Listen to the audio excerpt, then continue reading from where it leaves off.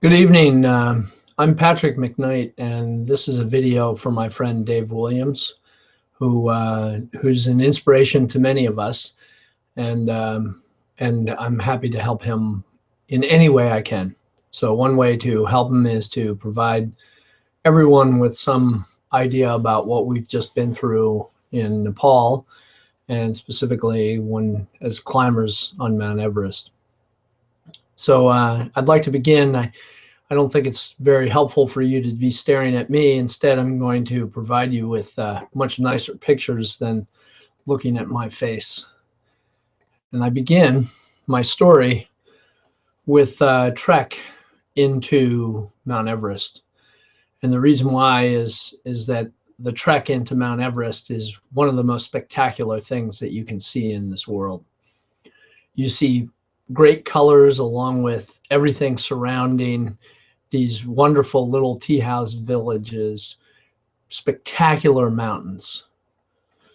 And the mountains are our panoramic view on a daily walk as we walk up the Khumbu Valley along this path, only to eventually get a glimpse of some of the most spectacular mountains around. One of them being Ama Dablam here, and you'll see these shrines as we go up, until we eventually come to the opportunity to see Everest, which is here along with Ama Dablam and among many other peaks. And the views also come complete with people who work in the region. Here's a Sherpa, a porter carrying up these logs, and I scarcely think that any climber could possibly do this for the length of time that they do it. Oftentimes they do it in flip-flops and shorts. It's an amazing group of people. And then, talking about amazing group of people, as you go up, you get to meet friends. And these are my friends, Alex and Sam from the UK. And I was quite happy to see them. And thankfully, they were happy to see me. We met in Lobuche and then continued on up into base camp. And this is base camp right here. And base camp is a long stretch of tents along a rocky moraine at the bottom, at the end of the Khumbu Valley and at the bottom of the glacier that goes up through the Khumbu icefall. And it was here where we're looking straight up, and to the right is where the icefall begins, and to the left is a series of peaks where the ice calved off and hit base camp. And I'll show you that a little bit later. And there, what I'm doing is I'm pointing up. That's the Khumbu icefall, and that's where our camp is. And our camp is situated pretty far away from the base of the climb for Khumbu icefall.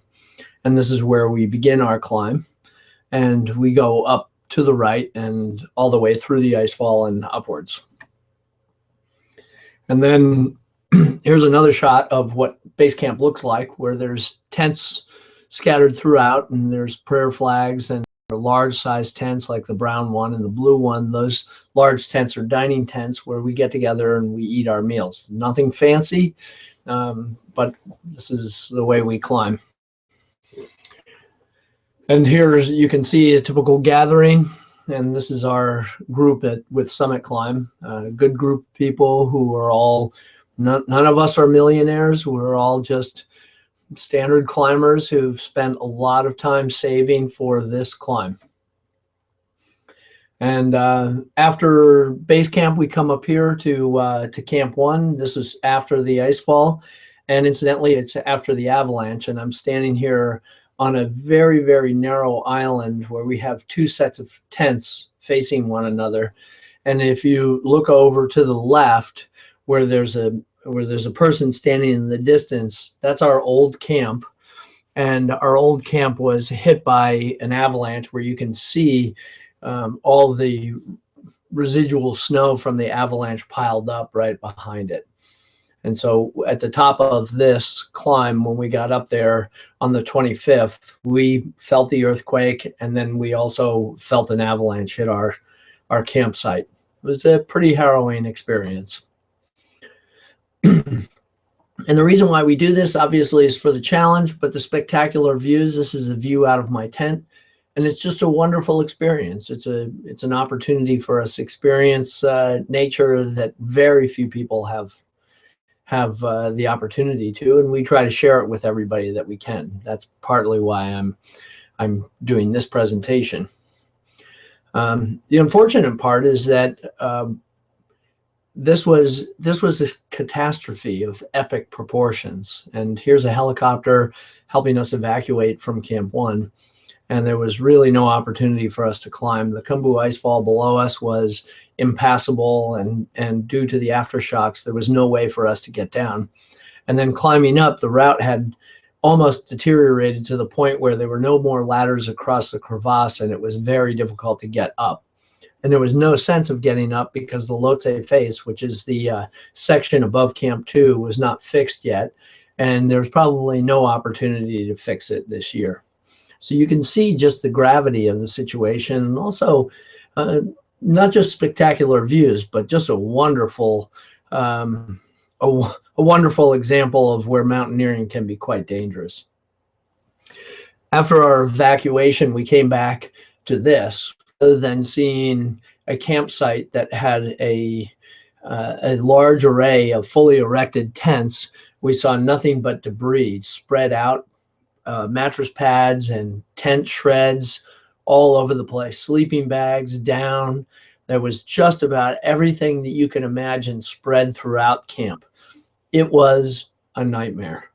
There was there were no facilities left. There was no base camp. So we came down only to collect our things and then eventually leave. And I was fortunate, along with several other of our teammates, I was fortunate in that all of my climbing gear and all of that was relatively unscathed. I lost next to nothing other than a solar panel.